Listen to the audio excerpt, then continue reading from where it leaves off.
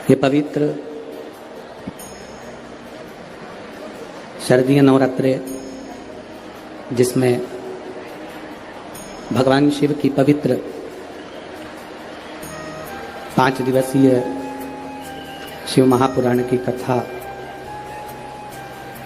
श्रवण करने का सौभाग्य आपको और हमको प्राप्त हुआ है। शिव कथा कह रही है।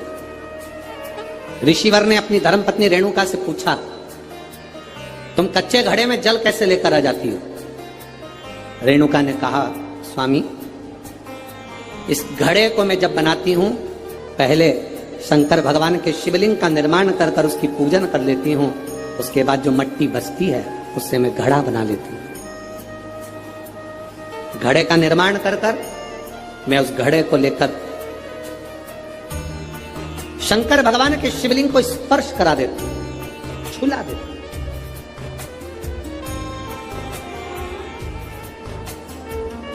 केवल शिवलिंग को छुआ देना। आपने दिल से कहा, वो दिल से सुनता है। आप दिल से बोलो उसको, वो दिल से सुनेगा। रेणुका, तुम क्या करती हो जो तुम्हारे कच्चे घड़े में पानी आ जाता है? तुम करती क्या हो? अकाल मृत्यु वो मरे जो काम करे चंडाल का, काल उसका क्या बिगाड़े जो भक्त हो महाकाल का। जो शिव की आराधना करने वाला होता है उसका काल भी सम्मुख नहीं आ पाता। काल बोल बम का नारा है सारी समस्या का हल। वो किस देश में आएगा, कब आएगा, कैसे आएगा, क्या करेगा, ये उसके ऊपर निर्भर करता है। ये उसके ऊपर। महाराज रेणुका ने कहा, मैं मट्टी का घड़ा बनाकर शिव जी को छुआ कर अपने पास ले शंकर को छुआ।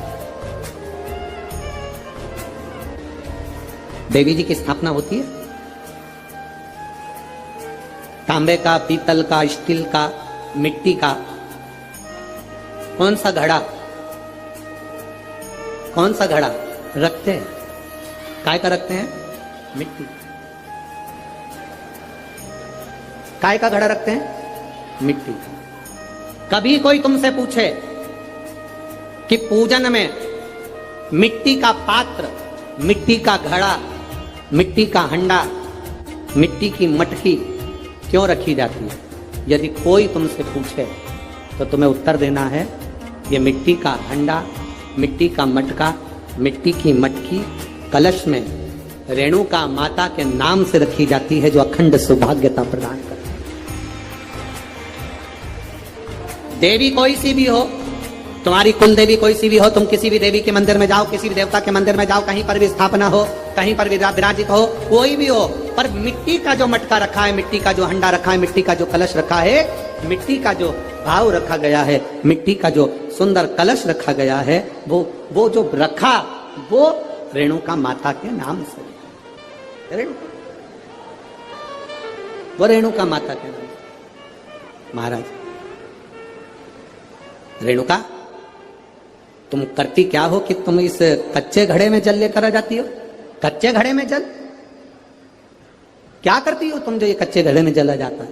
रेणुका ने कहा, स्वामी, इसमें मेरा कुछ भी नहीं, इसमें मेरा कुछ नहीं, इसमें जो कुछ भी है सब देवाधिदेव महादेव का है। इसमें मेरा कुछ भी नहीं, जो भी है वो महादेव। बस यही समर्पण है। इसी को समर्पण कहते हैं कि तुम्हारे दिल से तुम देवाधिदेव महादेव को हर बात, सब कुछ शिव को समर्पित करो। जैसे आप रोज गंगा नहाने नहीं जा सकते, आप रोज सरयू का स्नान करने नहीं जा सकते, आप रोज छिपरा का स्नान करने नहीं जा सकते, आप रोज प्रतिदिन कहीं मंदाकिनी का स्नान करने नहीं जा सकते, तो हमारे हिंदू धर्म में रीति बना दी कि गले में तुलसी की माला पहन लो, रुद्राक्ष की माला पहन लो। तो कहा तुलसी और रुद्राक्ष पहनने से होगा क्या? तो हमारे यहाँ शास्त्र वर्णन करता है कि हम गले में जब तुलसी की माला धारण करते हैं, हम गले में जब रुद्राक्ष की माला धारण करते हैं, एक लोटा भरा हुआ पानी भी अगर हमने अपने शरीर पर डाला तो वो तुलसी और रुद्राक्ष से होकर जब इस श्री विग्रह पर, जब इस शरीर पर जाता है, वो पानी तुलसी का लगा हुआ, वो रुद्राक्ष का लगा हुआ जल जब इस शरीर पर जाएगा तो हमें गंगा, यमुना, सरयू, सरस्वती सबके स्नान का पुण्य एक साथ प्राप्त हो जाएगा। मात्र उस जल का स्पर्श हो जाने पर, तुलसी के जल का, रुद्राक्ष के जल का मात्र अपने ऊपर सींचन ही हो जाने पर वो फल की अनुभूति हो जाती है,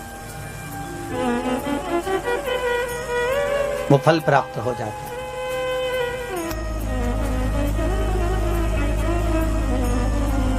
क्यों ना फिर आप में से हम विचार करें, जितने लोग टीवी चैनल के माध्यम से कथा सुन रहे हैं, गले में अगर आपके तुलसी की माला है और आप प्रतिदिन स्नान करने के लिए भले वॉशरूम में जा रहे हैं और स्नान कर रहे हैं, एक लोटा पानी भी अगर आपके शरीर पर डल रहा है तो वो तुलसी से निकलकर इस शरीर पर जब जाता है तो गंगा, यमुना, सरस्वती के स्नान का पुण्य मिल जाता है। गले में अगर रुद्राक्ष की माला है, आप अगर स्नान करें और रुद्राक्ष का जल आपके शरीर पर जा रहा है तो उसका फल 1000 गुना प्राप्त हो जाता है, 1000 गुना। अरे कितना सुंदर भाव कहा है महाराज जी कि स्कंद पुराण में 16 मुखी तक रुद्राक्ष का वर्णन है, शिव महापुराण में 14 मुखी तक रुद्राक्ष का वर्णन। शिव महापुराण और स्कंद पुराण कहती है कि मात्र अगर रुद्राक्ष का जल ही, केवल एक रुद्राक्ष का, अगर असली रुद्राक्ष अगर आपके पास में है और उसको पानी में गलाया गया है और उसका जल ही अगर हम आचमन कर लिया तो उससे भी हजारों रोग हमारे समाप्त हो जाते हैं। मात्र रुद्राक्ष का जल का आचमन ही कर लेने पर वो औषधि का कार्य भी कर जाता है, वो आनंद की अनुभूति भी कर जाता है। और शिव महापुराण की कथा का जजमान जो होना चाहिए वो अखंड सौभाग्यवती नारी अपने पति के साथ बैठकर शिव महापुराण की पूजन करे, बस इतना ही तो चाहिए। तो चंचुला देवी के मुख से निकल गया, तुम रुका जी ये बताओ, क्या कोई बेधव्य नारी शिव महापुराण की कथा नहीं करवा सकती क्या? क्यों नहीं करवा सकती? करवा सकती, बस करना एक पड़ेगा। क्या कि जिस समय शंकर की पूजन हो, शिव महापुराण विराजमान हो, शंकर का अनुमोदन हो, उस समय पर जोड़े की जरूरत पड़ेगी। तो बेधव्य नारी भगवान शंकर से यह प्रार्थना करे कि मैं शिव की कथा को जब सुन लूं तो भोलेनाथ ऐसी कृपा करना कि मेरे प्राण अगर जाएं तो पति के लोक में जाएं और आने वाले समय में मैं कभी बेधव्य ना हूं, अखंड सौभाग्य लेकर जाऊं, ऐसी कृपा करना, अखंड सौभाग्य लेकर। आज हिंदू धर्म में चैत्र के महीने की ये सिंधारा दूज है। आज नवरात्रि की, चैत्री नवरात्रि में जो दूज होती है इसको सिंधारा दूज कहते हैं। कौन सी दूज कहते हैं? जम के बोलिए। सिंधारा दूज। सिंधारा दूज का मतलब यह होता है कि कल है तीज, जिसको हमारे यहाँ गणगौर तीज कहते हैं। शंकर और पार्वती 16 दिन तक तैयार हुए थे और तैयार होने के बाद शिव और पार्वती शिव महापुराण के यजमान बनकर जा रहे थे। तो कल का दिन है वो। कौन सा दिन है कल का? गणगौर तीज का दिन, कल का दिन।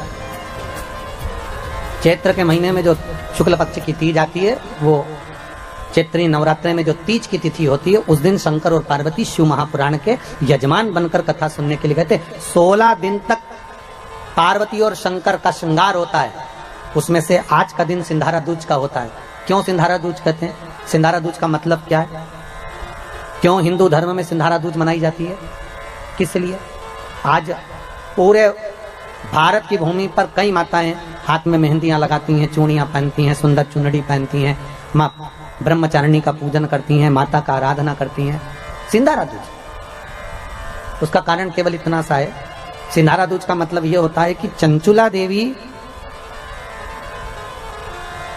जब 14 दिन तक शंकर और पार्वती अपने गुफा में से बाहर नहीं निकले शिव महापुराण के यजमान बनने के लिए, तब माता चंचुला देवी ने हाथ जोड़कर मां जगतजननी जगदम्बा को सुंदर वस्त्र, सुंदर चूड़ियां, सुंदर आभूषण माता के चरणों में ले जाकर समर्पित करे थे और कहा, मां इन चूड़ियों को जो मैं दे रही हूं, ये लाल चूड़ी, ये लाल श्रृंगार, ये लाल वस्त्र, जो लाल चूनर जो मैं प्रदान कर रही हूं, माँ बस ऐसी कृपा कर दे कि तू इन चूनर को धारण करे और मेरा भी सौभाग्य, मेरा भी सुहाग अमर कर दे। बस इतनी कृपा मेरे ऊपर कर दे। वो सिंधारा दूज का महत्व है,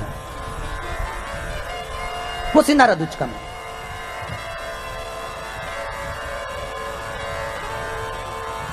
आज भारत की भूमि की सभी माताओं को सिंधारा दूज का बहुत बहुत बधाई। माता पार्वती, गणगौर महारानी, ब्रह्मचारिणी महारानी, माँ जगत जननी आपके सुहाग को अखंड सौभाग्यवती बनाए, यही भगवान से प्रार्थना। जैसे चंचुला देवी ने माता पार्वती से निवेदन करा था, आप भी एक भाव से निवेदन करें। हे मां, हे दया करना, आप कृपा करें। ओढ़ चुनरिया लाल, ओढ़ चुनरिया लाल, जाऊं इस दुनिया से मां। स्वयं चंचुला देवी मां पार्वती से सिंजाना दूज के दिन निवेदन करती है कि मेरा सौभाग्य अमर कर दो, और आपके सिवा कोई नहीं कर सकती। इसलिए माता के चरणों में चूड़ी विधि, मेहंदी विधि, टीकी विधि, श्रृंगार विधिया, वस्त्र विधिया। इसलिए सिंधारा दूज के दिन, आज के दिन सौभाग्यवती माताएं एक दूसरे को सिंधारा देती हैं। आज भी नियम है हमारा, प्रदान करो। कृपा करो मां, शिव जी कथा का रस तत्व ग्रहण करने के लिए पधारे। तुमरुका जी से जाकर निवेदन करा, तुमरुका जी हम कथा सुनना चाहते हैं। और कथा किसके लिए सुन रहे हैं तुमरुका जी? आपको मालूम है? तुमरुका जी ने पूछा, प्रभु आप कोई भी कार्य करते हो तो जग कल्याण के लिए करते हो, इसलिए मुझे उम्मीद है कि आप जो कथा सुन रहे हो वो चंचुला देवी के पति के मोक्ष के लिए सुन रहे हो। एक बात पहले भी कही, आज फिर कह रहे हैं, पानी में डूबकर मरे हुए व्यक्ति की मुक्ति नहीं होती, सर्प से डसे हुए व्यक्ति को भी मोक्ष नहीं मिलता। तीसरा, स्त्री के हाथ से, नारी के हाथ से मरे हुए व्यक्ति को भी मोक्ष नहीं मिलता। और बहुत ध्यान देना महाराज, गरुड़ पुराण, शिव पुराण, स्कंद पुराण, पद्म पुराण, नर्मदा पुराण और लिंग पुराण, इसमें वर्णन किया गया है कि कुंवारी अवस्था में मरे हुए व्यक्ति को भी मोक्ष नहीं मिलता। जो कुंवारी अवस्था में मर गए,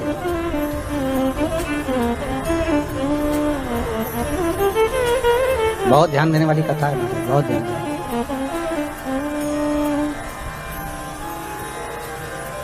कुंवारी अवस्था में जो मर जाता है उसकी भी मुक्ति नहीं, उसका भी मोक्ष नहीं, उसकी भी गति नहीं।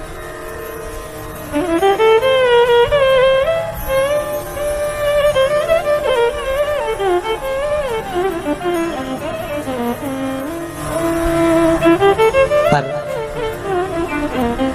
भागवत जी में आता है कि राजा परीक्षित को सर्प ने डसा था। आता है कि नहीं आता? सांप ने डसा राजा परीक्षित को और उसको मोक्ष मिला। तो पूछा गया, कहा गया कि यदि पानी में डूबकर मरा हुआ मनुष्य सर्प के डसे से मरा हुआ, स्त्री के हाथ से मरा हुआ, इनकी मुक्ति नहीं है, तो फिर तक्षक नाग के डसे से वो परीक्षित जो मरा उसकी गति कैसे होगी? बहुत बड़ा प्रश्न है और बहुत सुंदर संवाद इसका। शास्त्र कहता है कि वो परीक्षित जिसको तक्षक नाग ने डसा है, सुखदेव जी महाराज कौन है? सुखदेव कौन है?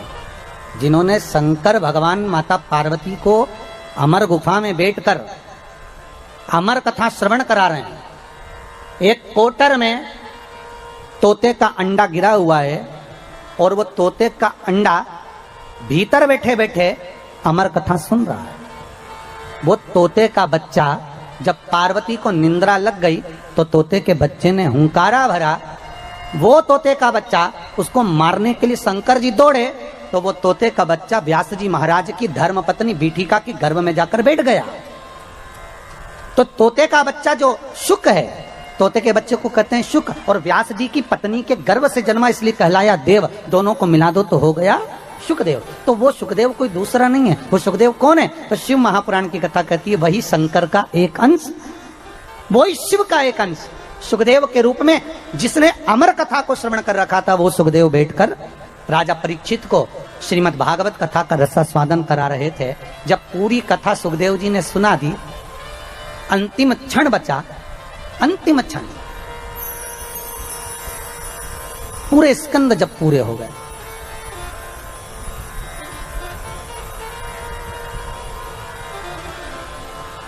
श्रीमद् भागवत के जब 18,000 श्लोक पूर्ण हो गए, अंतिम क्षण में राजा को कह दिया सुखदेव जी महाराज ने कि अब सांप आने वाला है, तुझे डसेगा, 7 दिन पूरे हो रहे हैं, जल्दी से गंगा जल से मुझे तिलक कर दे, गंगा रेती का दान कर दे तो मैं चले जाऊं। तो परीक्षित ने पूछा कहां जा रहे हो? सुखदेव जी महाराज बोले अब मेरे को जाना होगा क्योंकि सांप आएगा तुझे डसेगा। तो परीक्षित कहते हैं आप गुरु हो, आपने कथा सुनाई है और सांप मुझे डसेगा तो मुझे तकलीफ नहीं होगी? सुखदेव जी महाराज कहते हैं अगर तूने कथा को सुना है और कथा रसामृत का पान किया है तो तेरी नस नस में भगवान की कथा समाई है, तो तू एक काम कर, तेरे हृदय को जो अच्छा लगे उस नाम के जाप में बैठ जा। तो परीक्षित ने प्रश्न किया, ये बताओ कि कथा भय से मुक्ति देती है ना? हाँ, तो कथा अगर भय से मुक्ति देती है तो अब मुझे सर्प के डसने का भय नहीं है, फिर क्या है?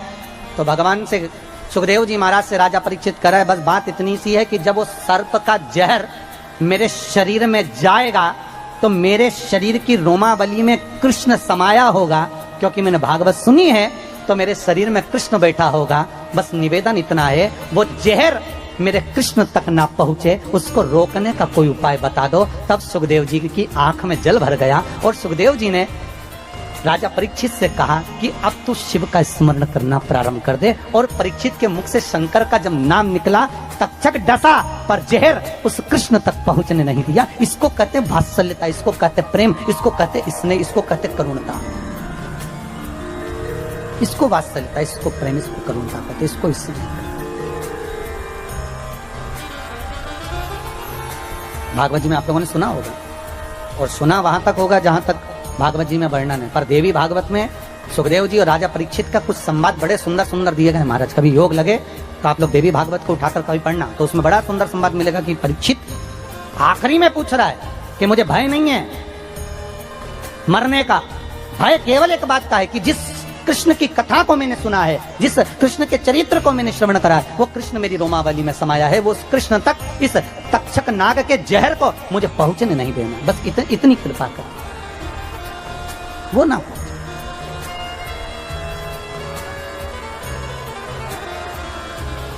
ये दया, ये करुणा आप कर दो।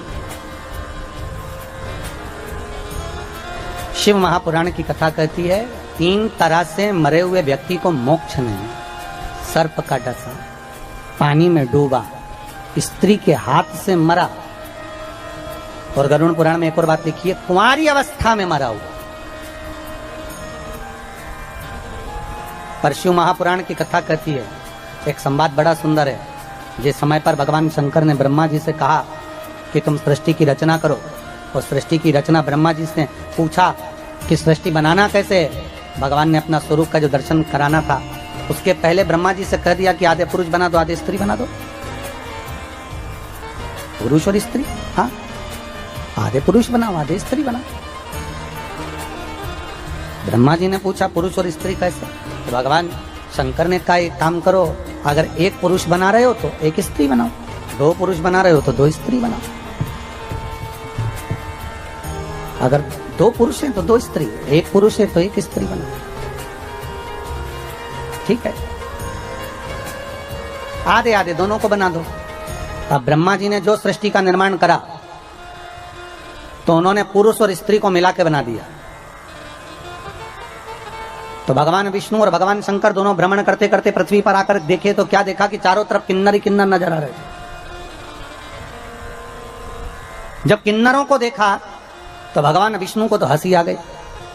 जो ठहाका लगाकर भगवान हंसे तो भगवान ने पूछ लिया भगवान पूछे।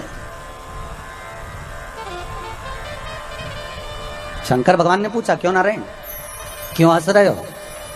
भगवान विष्णु बोले, भोलेनाथ जी आपको हंसी नहीं आ रही? शिव जी ने पूछा, किस बात के लिए? ब्रह्मा जी को बोला था कि स्त्री और पुरुष बनाना, इन्होंने क्या बना दिया? पुरुष और स्त्री को मिलाकर किन्नर बना दिया, किन्नर।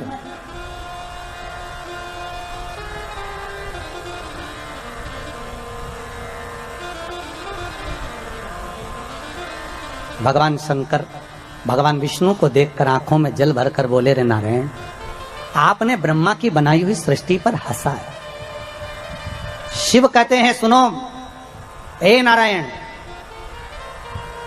दुर्बल व्यक्ति पर, धनहीन व्यक्ति पर, बीमार व्यक्ति पर, शरीर से अपंग व्यक्ति पर, नेत्रविहीन व्यक्ति पर, श्रवणविहीन व्यक्ति पर, मुख बधिर व्यक्ति पर,